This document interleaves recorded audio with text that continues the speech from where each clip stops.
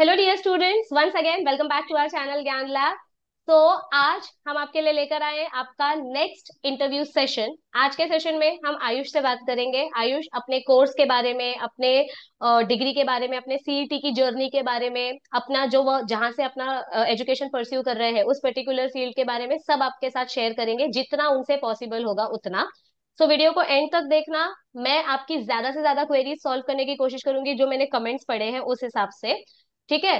पहले मैं स्टार्टिंग में कुछ बेसिक सा जो बार बार क्वेश्चन रिपीट हुआ है, जो हर बार रिपीट होता है, उसका मैं आपको आंसर बता देती हूँ। सबसे पहली बार, डी फार्मेसी मतलब डिप्लोमा इन फार्मेसी होता है, जो 2 साल का होता है, जिसके लिए सीईटी रिक्वायर्ड नहीं है।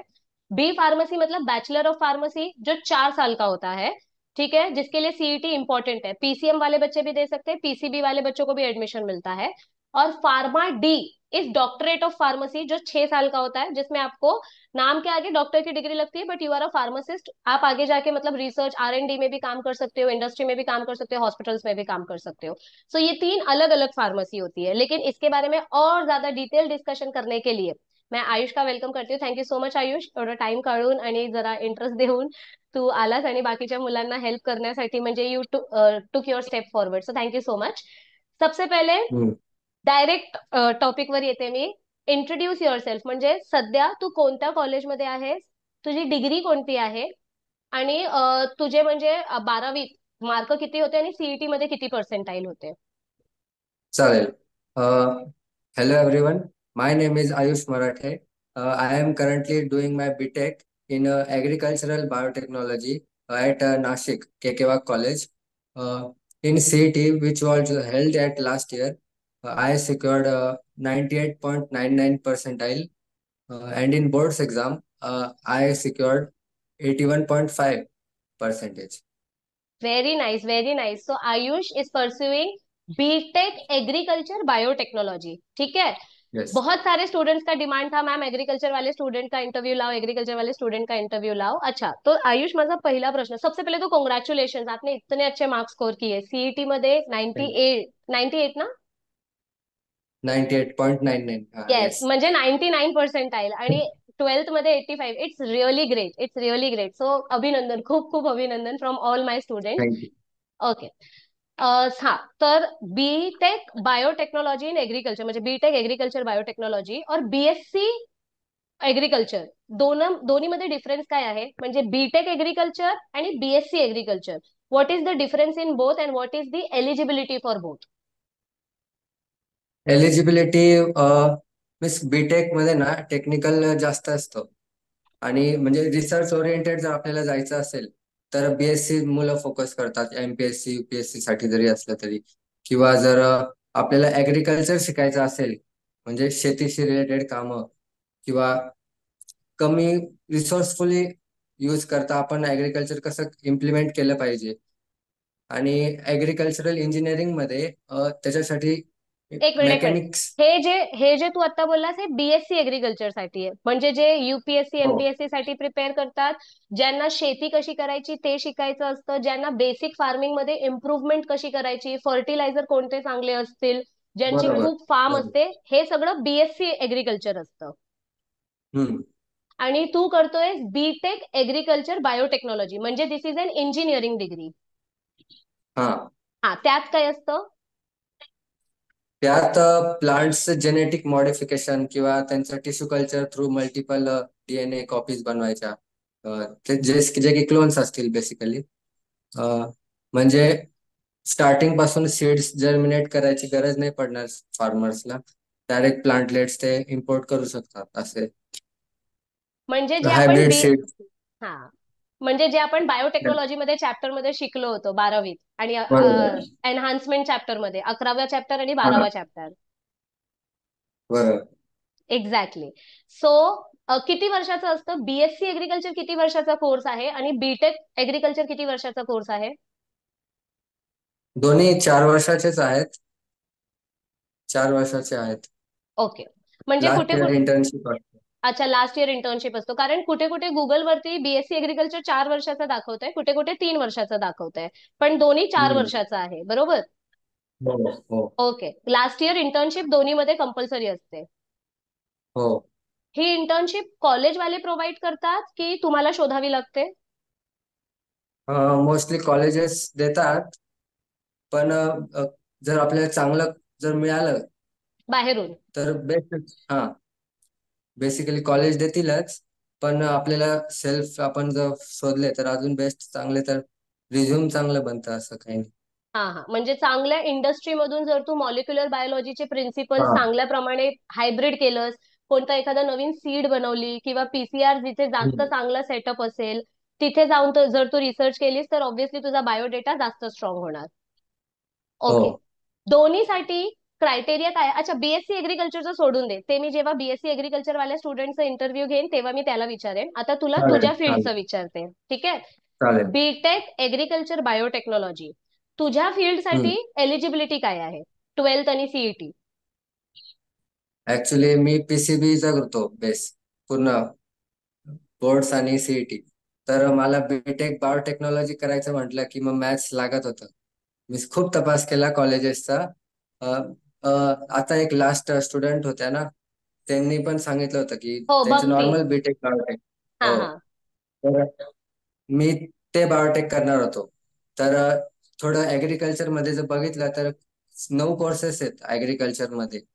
बीएससी ऍग्रिकल्चर, बीएससी हॉर्टिकल्चर, त्यातून बीटेक बायोटेक माझं एक. तर त्याला पीसीबी पण चालतं, पीसीएम पण चालतं आणि पीसीएमबी पण चालतं. पण फरक एवढाच की पीसीबी जर असेल तर मग आपल्याला डिफिशियन्सी कोर्स येतो एक, मॅथ्स, जो की मला आता करावा लागतोय. 11-12चा बेसिक मॅथ्स सगळा. अच्छा, म्हणजे आता तुला मॅथ्स परत शिकावं लागतंय, म्हणजे त्याची एक्झाम वेगळी हो, होणार आहे का बेसिक. तुझी? हो, युनिव्हर्सिटीमध्ये बेसिक मॅथ्स म्हणून एक सब्जेक्ट ऍड होतो आम्हाला. अच्छा. हा. तर ते किती वर्ष राहतो? म्हणजे आता तुझा फर्स्ट इयर चालू आहे ना? हो. तुझं सेम वन संपलं का? सेम वन संपला, आता सेम टू ची एक्झाम आहे नेक्स्ट मंथ. तर ती मॅथ्सची जी एक्झाम आहे ती तुला किती वर्ष द्यावी लागेल? कारण तुझं 12वीत मॅथ्स नव्हतं म्हणून. हो. तर फर्स्ट इयर साठीच असतो तो बेसिक मॅथ्स आणि बेसिक बायोलॉजी. बायोलॉजी त्यांना की ज्यांचं नव्हतं ओके। 12th ला. अच्छा अच्छा, असं म्हणजे सो बेसिकली हाँ। यहाँ पे आयुष ये बोल रहे हैं कि अगर समझो आपने पीसीबी का एग्जाम दिया तो आपको बीटेक एग्रीकल्चर बायोटेक्नोलॉजी इंजीनियरिंग में एडमिशन मिल जाएगा वाया पीसीबी। लेकिन आपको फर्स्ट ईयर में मैथ्स एक्स्ट्रा सब्जेक्ट लेना पड़ेगा। और अगर आप पीसीएम के थ्रू एडमिशन ले रहे हो तो भी सेम डिग्री में एडमिशन मिलेगा, लेकिन आपको बायोलॉजी एक्स्ट्रा सब्जेक्ट देना पड़ेगा 1 साल के लिए। और वो आपके मतलब आपके साथ में ही होगा, आपको 12वीं का बायोलॉजी नहीं देना पड़ेगा, मतलब वो आपके डिग्री का ही पार्ट होगा। पर अगर समझो आपने पीसीबी से एडमिशन लिया है तो आपको मैथ्स 1 साल पढ़ना पड़ेगा कॉलेज में ही, आपका मतलब जो भी लेक्चर्स होंगे एग्जाम्स होंगे।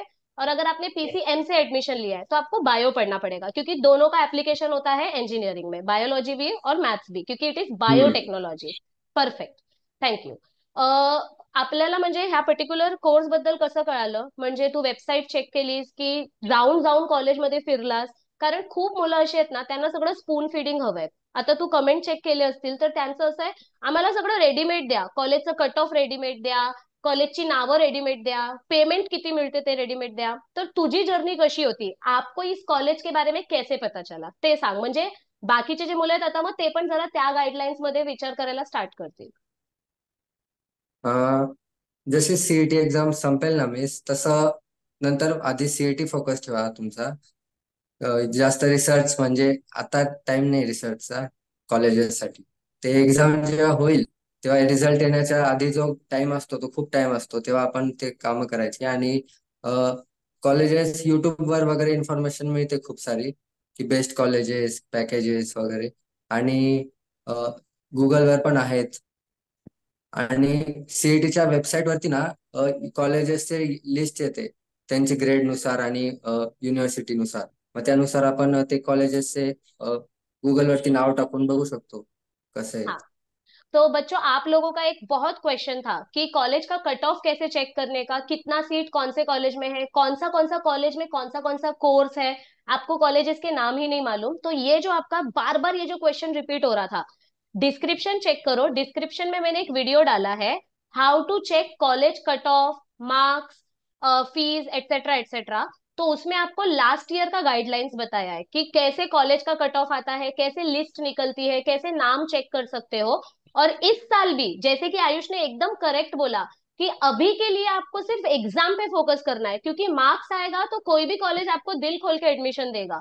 पर अगर मार्क्स नहीं आएगा तो रिसर्च करके फायदा नहीं है, क्योंकि कॉलेज में आप एलिजिबल ही नहीं हो, आपको उतना मार्क्स ही नहीं है। तो अभी पढ़ाई पे ज्यादा फोकस करो। कौन सा कॉलेज है, किसका कितना कट ऑफ है, ये सब जब एडमिट एग्जाम खत्म हो जाता है तो सीईटी वाले खुद आपको बताते हैं, ऑफिशियल वेबसाइट पे सब नोटिफिकेशन आता है। और अपनी चैनल पे भी जब एग्जाम खत्म हो जाएगा तो अजय सर आपको A to Z पूरा गाइड करेंगे कि फॉर्म कैसे भरना है, कट ऑफ कैसे चेक करना है, कैसे क्या सब होता है। तो कॉलेज के बारे में ज्यादा टेंशन लेने से अच्छा है मार्क्स के ऊपर ज्यादा फोकस करो कि कितना मार्क्स आना चाहिए। तो अभी मैं भी यही क्वेश्चन पूछूंगी आयुष, कि आपको सीईटी में 98.99 परसेंटाइल मिले थे, मतलब फिजिक्स में कितना, केमिस्ट्री में कितना, बायो में कितना, उसका परसेंटाइल बता दो। और अगर आपको मार्क्स पता है क्या कि 50 में से इतना मार्क्स था, ते मार्क्स आहेत का लक्षात तुझ्या, की म्हणजे एवढ्या मार्क हो. होते हा मग ते पण सांग ना प्लीज. आधी पर्सेंटाइल सांग हा, आणि मार्क सांग. चालेल चालेल. तर फिजिक्स मध्ये 94 होते, 94 पर्सेंटाईल. केमिस्ट्रीमध्ये 98 पर्सेंटाईल. आणि बायोलॉजीमध्ये 99.3 की 4 काहीतरी होते. आणि बायोलॉजी 74 क्वेश्चन्स बरोबर करेक्ट होते, 74 76 काहीतरी, 100 आउट ऑफ. आणि केमिस्ट्रीचे 38 होते वाटतं, 38 बरोबर होते. आणि फिजिक्सचे 19 बरोबर होते. तो म्हणजे हे जे मुलं एवढं हाईप करून बसतात की 200 पैकी 200 आले पाहिजे तरच आपल्याला चांगले पर्सेंटाईल येणार, किंवा आपल्याला तिन्ही सब्जेक्ट वरती खूप जास्त फोकस दिलं पाहिजे, असं काहीच नाहीये. तुम्ही जर फिजिक्स आणि केमिस्ट्री 50-50% केलं आणि बायो पूर्णपणे केलं तरी you can score above 95. Am I right Ayush? Yes yes. हा, तर आता इथे माझा प्रश्न हा आहे की तुझी सीईटीची प्रिपरेशन तू कशी केलीस, आणि ह्या मुलांना तू शॉर्ट मध्ये काय सजेस्ट करशील, कारण ह्यांची एक्झाम, इनकी एग्जाम 22 अप्रैल से स्टार्ट हो रही है. एप्रिल मंथ हैज ऑलरेडी हम्म. ऑलमोस्ट स्टार्टेड, म्हणजे संपलाच मार्च. हा. तर हे जे लास्टचे 15-20 दिवस आहेत त्या टाइमामध्ये ह्यांना कशावरती जास्त फोकस केलं पाहिजे? Please give them simple strategy. आणि त्यांचा एक खूप मोठा प्रश्न आहे की मी फक्त बायो आणि केमिस्ट्री करून गेलो तर, किंवा फक्त फिजिक्स आणि बायो करून गेलो तर, म्हणजे त्यांना दोनच विषय करायचे. तर आधी पहिल्या प्रश्नाचं उत्तर दे की हे 15 दिवसात ह्यांना काय केलं पाहिजे, आधी त्याचं उत्तर दे, मग दुसरा प्रश्नाचं. 15 दिवसात त्यांनी ना आधी बेसिक्स तर क्लिअर असतील, आपल्या बोर्ड्स केलंय आपण. तर मग तरी आपण एकदा वन शॉट बघू शकतात. अ, ते लवकर कव्हर होऊन जाईल रिवाइज करण्यासाठी. आणि मग MCQ सॉल्व्ह करायच्या. मोस्टली PYQ मधून खूप क्वेश्चन्स द्यायचे मिस. आणि PYQ मॉक टेस्ट द्यायच्या. आणि पुन्हा ते रिवाइज करायचं. मग ते अ, समजतात की कुठून आले ते प्रश्न, कोणत्या टॉपिक मधून आले. मग ते माइंड मध्ये एक्स्ट्रा फिट होऊन जातील. ओके, हा झाला आपला पहिला प्रश्न. आणि दुसरा प्रश्न हा की फक्त दोन विषय करून गेले, सिर्फ दो सब्जेक्ट किया, या तो फिजिक्स बायो या फिर केमिस्ट्री बायो, बायो तो करना ही पड़ेगा क्योंकि मैक्सिमम वेटेज बायो का है. हाँ. तो अच्छा परसेंटाइल आएगा क्या, मतलब सिर्फ फिजिक्स बायो किया या केमिस्ट्री बायो किया तो अच्छा परसेंटाइल आएगा क्या, असं त्यांचा प्रश्न आहे. येईल येईल, खरंच येईल. मी स्वतः नुसतं केमिस्ट्री आणि बायोलॉजीचा असा डीप मस्त अभ्यास केला होता. फिजिक्सचा एकदम एक दोन चॅप्टर, जास्त नव्हता केला. तर म्हणजे थोडं थोडं केलं, बायोवरती जास्त फोकस देऊन फिजिक्स आणि केमिस्ट्री बायो. थोडं, पूर्ण ऑप्शन नहीं, पूरा ऑप्शन में नहीं डालना है, थोड़ा थोड़ा करके जाएंगे तो भी अच्छा मार्क्स आता है ना? ओके. आता इथे नेक्स्ट प्रश्न हा आहे की मुलांना ना फिजिक्स खूप अवघड जात आहे, म्हणजे त्यांची आता तत होत चालली आहे, उनको बहुत ऐसे डर लग रहा है की फिजिक्स हो ही नहीं रहा है. तर त्याच्यासाठी काय सजेशन आहे का, की म्हणजे तू हेच हेच चॅप्टर्स कर, किंवा शॉर्ट वेटेड चॅप्टर कर, किंवा दोन म्हणजे हाय वेटेड चॅप्टर कर, असं फिजिक्स केमिस्ट्रीसाठी काय सजेशन आहे का? बायो तर पूर्णच करावं लागेल. हम्म. फिजिक्स तर फिजिक्सला ना न्यूमेरिकल्स यायला पाहिजे. आणि फॉर्म्युलेच पार्ट पाहिजे. आणि बस. फिजिक्स प्रोबॅबिलिटी कशी असते ना मिस, फिजिक्सला क्वेश्चन्स असे सॉर्टेड करता आले पाहिजे 4 ऑप्शन्स मधून. ते खूप कामात यायचं. म्हणजे तुक्का पण लावायची जी टेक्निक असते ना फिजिक्सला, मी मॅक्झिमम. हा.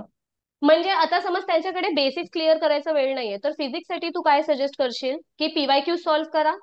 कारण मी त्यांना हो हेच हो सजेस्ट बरोबर. करते, फक्त पीवायक्यूज PYQ करा. खरंच. बरोबर, ते बेस्ट राहील. बेस्ट. बेस्ट आहे ना, PYQs are Right. Best for physics. अच्छा. हा. फिजिक्स आणि केमिस्ट्री दोन्हीसाठी, म्हणजे ज्यांचं फिजिक्स केमिस्ट्री खूप वीक आहे तर तुम्ही फक्त पीवायक्यू पीवायक्यू पीवायक्यू केले तरी बस होईल. हो. अच्छा, आता ह्याच्यावरती एक स्पेसिफिक क्वेश्चन हा येईल मग, की कुठून करायचं पीवायक्यूज. तू कोणती स्पेसिफिक बुक किंवा स्पेसिफिक चॅनल किंवा काही स्पेसिफिक सोर्स फॉलो केलेलंस का फिजिक्स आणि केमिस्ट्रीसाठी? फिजिक्स केमिस्ट्री साठी एकलव्य बॅच होती मिस, ती सोविन सर वगैरे, ऑल हा अबाउट हा हा केमिस्ट्री. हा हा. ते त्यांचं केमिस्ट्री एकदम ते मस्त शिकवतात. तिथून केमिस्ट्री सगळं केलं. आणि बायोलॉजीला आपलं ज्ञान लॅब अकॅडमी. ओके. आणि मटेरियल्स पण, मटेरियल्स केमिस्ट्रीला नाही गरज पडली जास्त. ते भरपूर खूप एमसीक्यू घेतात ते सर. आणि तुमच्या वेबसाईट वरती पण आहेत ना मिस मटेरियल, तिथून मग एमसीक्यू ची प्रॅक्टिस होऊन जायची. ओके. तर म्हणजे बायोलॉजीचं तू जास्त प्रिपरेशन कसं करायचं, कारण बायोलॉजीचं खूप जास्त आहे, थिअरी खूप आहे आणि 11वीचे चॅप्टर्स पण आहेत 4. तर ते 11वीचे चॅप्टर हम्म. ऑप्शन मध्ये सोडले तर चालतील का, हा पण मुलांचा प्रश्न असतो. 11वीचे सोपे आहेत तसे चॅप्टर. एकदा एकदा वाचले तर काही हरकत नाही, नुसतं डोळ्या खालून गेल्यावर काही वाटत. हा मग आणि त्याच हा. बायोलॉजी बोल बोल. बोर्ड्सला चांगलं बोर्ड्सला चांगलं केलं होतं बायोलॉजी. म्हणून यावेळी सीईटी ला काही वाटलं नाही नंतर. अच्छा. जास्त फोकस कशावरती दिलं पाहिजे बायोलॉजीसाठी, रीडिंग वरती की फक्त एमसीक्यू सॉल्व्ह करत जावा?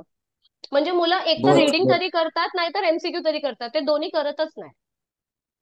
नाही, दोन्ही दोन्ही केलं पाहिजे. आणि आता जे लास्ट एवढं जे शेवटचं क्षण राहिलंय, अभी कुछ एकदम लास्ट की गिनती के 15 और 16 दिन बचे हैं, तो ये ऐसे टाइम पे इनको दिन में कितना घंटा बायो पढ़ना चाहिए और कितना घंटा फिजिक्स केमिस्ट्री को देना चाहिए? बायोलॉजी मॅक्झिमम टाइम द्यायला पाहिजे. आणि केमिस्ट्री 4 आवर्स मॅक्झिमम, 4-5. ओके, और फिजिक्स थोड़ा बहुत मतलब बेसिक्स. हा. हा. आणि बायोलॉजीसाठी जेवढं होईल तेवढं 5-7 तास, जेवढं होईल 7 तेवढं. तास हा. ओके. नेक्स्ट प्रश्न हा आहे की बायोचे प्रश्न टेक्स्टबुकच्या बाहेरून येतात की फक्त टेक्स्टबुकची लाईन येते केमिस्ट्री फिजिक्स बायो मधून? मॅक्झिमम 99% सगळे टेक्स्टबुक मध्येच असतात मिस. फक्त फिजिक्स केमिस्ट्रीचे नंबर चेंज करून येत असतील जर न्यूमरिकल झाले हा. तर. हो. नाही तो एक दोन पुरा. शिफ्टला हा. थोडं असेल. हा. एक दोन शिफ्टला एक दोन प्रश्न, बाकी काही नाही मॅक्झिमम. ओके. ओके. तुझ्या पर्टिक्युलर कोर्समध्ये काय काय सब्जेक्ट आहेत फर्स्ट इयरला? बीटेक एग्रीकल्चर बायोटेक्नॉलॉजी, तुझ्या सब्जेक्टमध्ये कोणते कोणते कोर्सेस आहेत, सब्जेक्ट्स आहेत फर्स्ट सेमिस्टरला? फर्स्ट सेमिस्टरला आम्हाला सेल बायोलॉजी होतं, जेनेटिक्स होतं, एन्व्हायरमेंट होता, अजून डेमोक्रेसी इलेक्शन्सच्या रिलेटेड थोडं, ओके, थोडं अजून सोशल स्टडीज. ह्युमन. हा. ओके. हा. आणि आता मॅथमॅटिक्स तुला, हॉर्टिकल्चर. बरोबर. कारण तुझं मॅथ्स 12वीत नव्हतं. हम्म. अच्छा. बरोबर. तुझ्या कॉलेजचं टायमिंग काय आहे, आणि म्हणजे तू हॉस्टेलमध्ये राहतोस की तिथेच तुझं घर आहे? मी रूम केली आहे रेंटवर. आणि कॉलेजचा टायमिंग सकाळी 10 टू संध्याकाळी 5 पर्यंत असतो. ओके. सॅटर्डेला गेस्ट लेक्चर वगैरे, मग सॅटर्डे लवकर सुटतो ओके. कधी गेस्ट नसतील तर. अच्छा, फी साधारण किती असेल तुझी आसपास? तू ओपन कॅटेगरी मधून गेलेलास की reserve? Open category EWS म्हणून हाफ झाली. अशी फुल फी त्याची तिथे 1,20,000 अराउंड आहे. आणि हाफ झाल्यामुळे 64,000 येते इयरली. सो ईडब्ल्यू एस बद्दल जेव्हा मुलांचं कॉलेजमध्ये ऍडमिशन होतं तेव्हा सांगितलं जातं, किंवा जेव्हा आपली सीईटी एक्झाम संपली की मग जेव्हा काउन्सिलिंग राऊंड चालू होते तेव्हा आपल्याला कळतं. तिथे ऑप्शन येतो इकॉनॉमिकली वीकर सेक्शन, ते टिक करायचं, मग इन्कम सर्टिफिकेट सबमिट करायची आणि मग त्याप्रमाणे ऍडमिशन होतं, बरोबर? हो. तो ये जो स्कॉलरशिप वाला सिस्टम है, ओपन कैटेगरी वाले स्टूडेंट्स को भी स्कॉलरशिप मिलता है। इवन अजय सर ने भी इंजीनियरिंग स्कॉलरशिप पे ही किया है, जो ऑलमोस्ट सारे ओपन कैटेगरी के स्टूडेंट्स के लिए रहता है। आपका फीस सीधा सीधा हाफ हो जाता है इकोनॉमिकली वीकर सेक्शन के अकॉर्डिंग।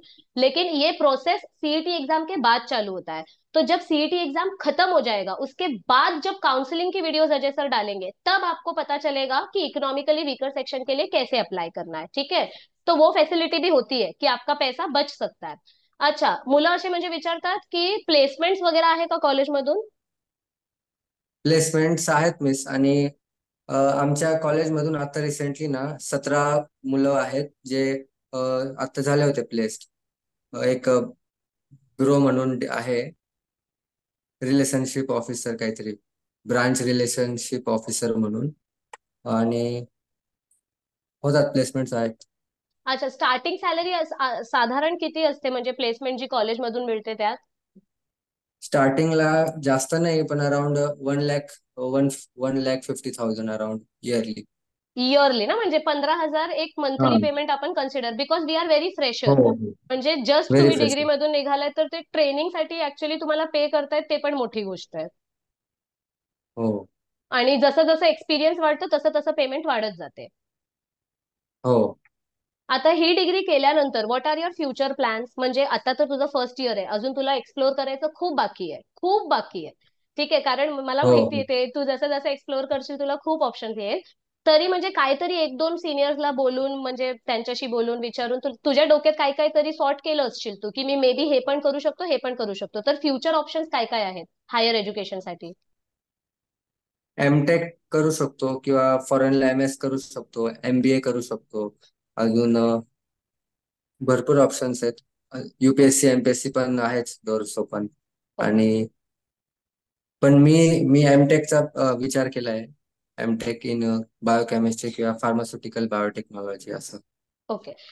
मुलांचं असं विचारणं आहे की स्कोप आहे का खरोखर ह्या फील्ड मध्ये, म्हणजे पैसा डालना वर्थ है कि बस ऐसे बिना जॉब के लोग घूमते रहते हैं, डिग्री लेके हाथ में घूमते रहते हैं? हा त्यांचा खूप मठ्ठ प्रश्न आहे, पण आहे तू कमेंट बघितले असतील.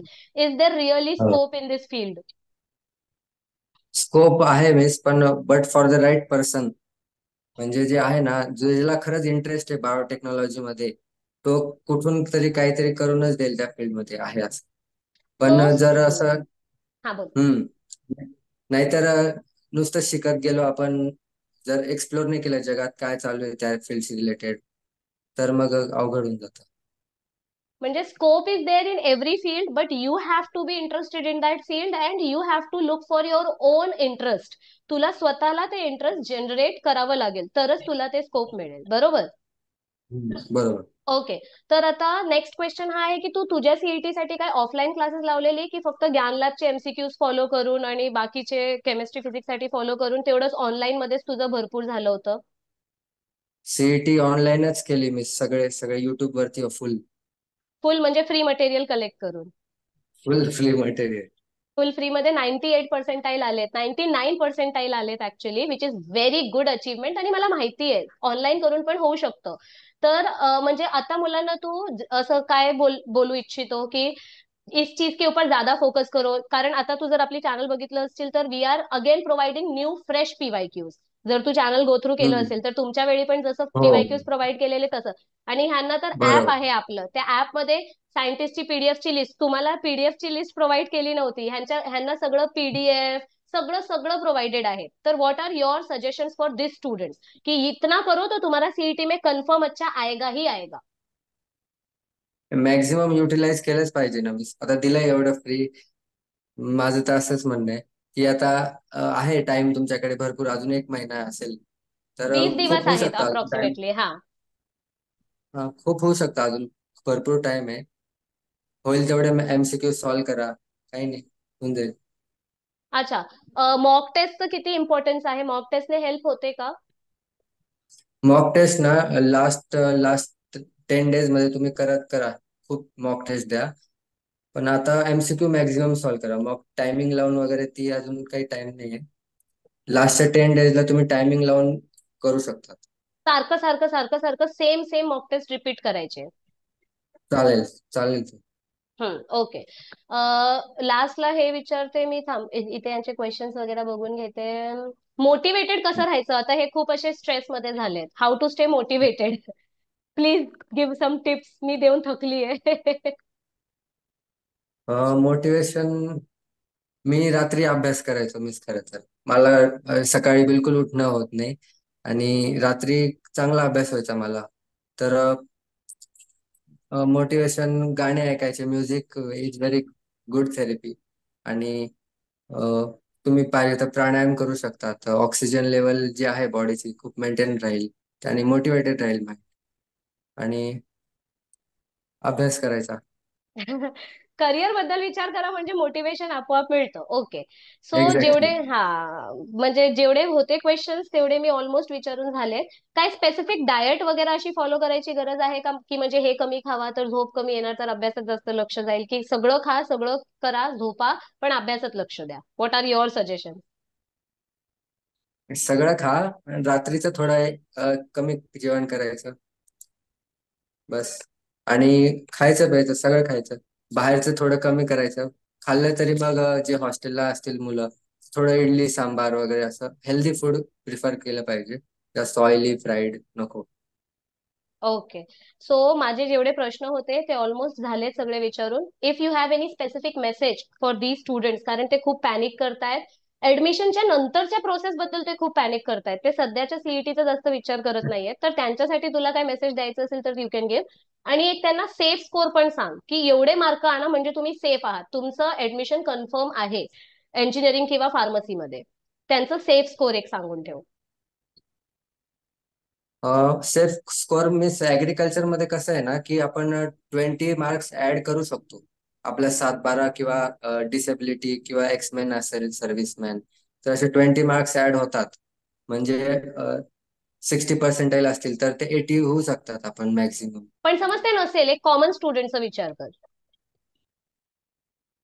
हा, मी तसाच होतो, मी काहीच ऍड नव्हतं केलं. हा. तर सो मग 200 सेल्फ पैकी स्कोर किती मार्क आले पाहिजे सेफ स्कोर? 200 पैकी शिफ्ट वर डिपेंड करेल ना मिस ते. आणि पण हा तरी अंदाजन म्हणजे 130 150, एक एक की कोणती पण शिफ्ट असू द्या, एवढे आले की म्हणजे सेफ आहे. 140 to 150 बेस्ट राहील. 140 to 150. कोणतीही शिफ्ट असो काहीही असो, 140 हा, 150 मार्क आले तर 85च्या अबव पर्सेंटाईल तर कन्फर्म आहे. 100%. Yes correct. आणि any message for our students? अभ्यास करा, भरपूर अभ्यास करा. काही नाही, एक 20 दिवस आहे, एकदम युटिलाइज करून घ्यायचे, नंतर एन्जॉय करायचं कॉलेज लाईफ. काही नाही. मजा है. तो खूप अभ्यास करा, दिवस रात्र अभ्यास करा, खूप सारे पीवाईक्यू सॉल्व करा, बहुत सारे पीवाईक्यू सॉल्व करो, टेक्स्ट बुक रीडिंग करो, अच्छा खाओ अच्छा सोचो अच्छे से सो जाओ, और दिन भर पढ़ाई करो, तो ही आपको आगे जाके थोड़ा सा कम स्ट्रगल करना पड़ेगा, ठीक है? सो पूरे ज्ञान लैब कम्युनिटी की तरफ से मैं आयुष को बहुत बहुत बहुत ज्यादा थैंक यू बोलती हूँ कि इसने इतना इतना अपना टाइम निकाल के, इतनी मेहनत से उसने बेचारे ने सब आंसर्स वांसर्स ढूंढ के यहाँ पे हमारी हेल्प की है. आयुष, बीटेक बायोटेक्नॉलॉजी इंजिनिअरिंग साठी कॉलेजेस कोणते कोणते असतात हे आपल्याला सीईटीच्या वेबसाईटवर एक्झाम झाल्यावर येतं बरोबर, की तू लिस्ट वगैरे आहे तुझ्याकडे काय? लिस्ट कॉलेजचं येतं, पण काय असतं ना मिस, प्रायव्हेट आणि गव्हर्नमेंट जॉब्स म्हणजे कॉलेजेस जे आहेत ते खूप कमी आहेत या कोर्सशी रिलेटेड. आणि जे 4 युनिव्हर्सिटी आहेत महाराष्ट्रात ऍग्रिकल्चरशी रिलेटेड, त्यात मला प्रिफरन्स तर राहुरीचा होता, MPKV राहुरी. तर त्यांच्या अंडर मग 3 कॉलेजेस मी केले होते बेस्ट. तर पहिलं के वाग आमचं A ग्रेडचं होतं, आणि पण ते प्रायव्हेट आलं ना, प्रायव्हेट आलं. आणि एक बारामतीचं होतं, एक MGM कॉलेज होतं संभाजीनगर कडे. ओके. 3 बेस्ट राहील. MGM वाटतं मला ते राहुरीच्या अंडर नाही येत. आणि एमजीएम प्रायव्हेट आहे की गव्हर्नमेंट? तिन्ही प्रायव्हेट आहेत मिस. तिन्ही प्रायव्हेट. आणि अजून कोणते कोणते कॉलेजेस आहेत ज्या ह्या पर्टिक्युलर कोर्स साठी आहेत? गव्हर्नमेंटचे 2 कॉलेजेस आहेत, व्ही पासून काहीतरी स्टार्टिंग आहे त्यांची. Okay okay. म्हणजे ते वेबसाईटवर सीईटीची जेव्हा वेबसाईट येईल म्हणजे जेव्हा हो, ते कट ऑफ टाकतील तेव्हा त्यात लिहिलेलं असेल. एकदम क्लिअरली असतं, काही प्रॉब्लेम नाही येत. तो भाई, एग्जाम के बाद क्या होगा उसके बारे में मत सोचो, एग्जाम के बारे में सोचो, ज्यादा पढ़ो ज्यादा मार्क्स लाओ तो आपको एडमिशन मिलेगा. बराबर? बरोबर. ओके. सो एकदा माझ्या मुलांसाठी ऑल द बेस्ट बोला, कारण तुम्हाला पण ऑल द मी बेस्ट. खूप प्रयत्न केलेला हेल्प करायची. आय होप माझ्या लेक्चर्सने तुमची मदत झाली असेल, आणि सेम प्रयत्न मी ह्या बैच साठी पण करते. सो जैसे आयुष की मदद हुई थी ज्ञान लैब चैनल की वजह से, वैसे ही मैं कोशिश कर रही हूँ कि मैं अभी के बच्चों की भी हेल्प कर सकूँ. Thank you so much Ayush. End all the best students, please पढ़ाई पे ज्यादा फोकस करो. आपके लिए अपने ऐप पे मॉक टेस्ट मिनिमम प्राइस में हमने बहुत सारे क्वेश्चंस पीवाईक्यूज आपको दिए हैं, मॉक टेस्ट प्रोवाइड किया है, कितना सारा फ्री मटेरियल है। आपको 200-250 रुपए भी अगर भारी पड़ता है तो फ्री मटेरियल भी दिया है, आप फ्री मटेरियल करो। यू आयुष ने तो हमारे ज्ञान लैब के वेबसाइट से, तभी ऐप भी नहीं था, वेबसाइट से आयुष ने सारे एमसीक्यूज डाउनलोड करके प्रैक्टिस किए थे, बरोबर आयुष? बरोबर। हाँ, तो आयुष ने जैसे बोला वैसे ही मैं भी बोलती हूँ, फ्री का माल छोड़ने का नहीं, फ्री मटेरियल मिल रहा है उसका मैक्सिमम फायदा उठाओ। जिसको पॉसिबल है 250 रुपए में मॉक टेस्ट ले सकते हैं, वो लोग हजारों एमसीक्यूज आपको मिल रहे हैं, 250 रुपए में एमसीक्यूज का प्रैक्टिस करो। 250 रुपए is nothing for today's time, ठीक है, बट फिर भी अगर आपको प्रॉब्लम है तो फ्री में कितना मटेरियल मिल रहा है। पर पढ़ो, एक्सक्यूजेस मत दो, पढ़ाई करो, अच्छे मार्क्स आएंगे तो ही आगे स्कॉलरशिप मिलेगी, तो ही आगे आपका करियर अच्छा बनेगा, ठीक है। All the best for your preparation, thank you so much Ayush, and see you very soon students. अभी जैसे जल्दी फटाफट से जाओ और जाके एमसीक्यू वाला वीडियो देखो, कितने सारे चैप्टर्स मैंने ऑलरेडी अपलोड कर दिए हैं। So bye bye everybody, stay tuned, और याद रखो बच्चों, अभी नहीं तो कभी नहीं। Bye bye.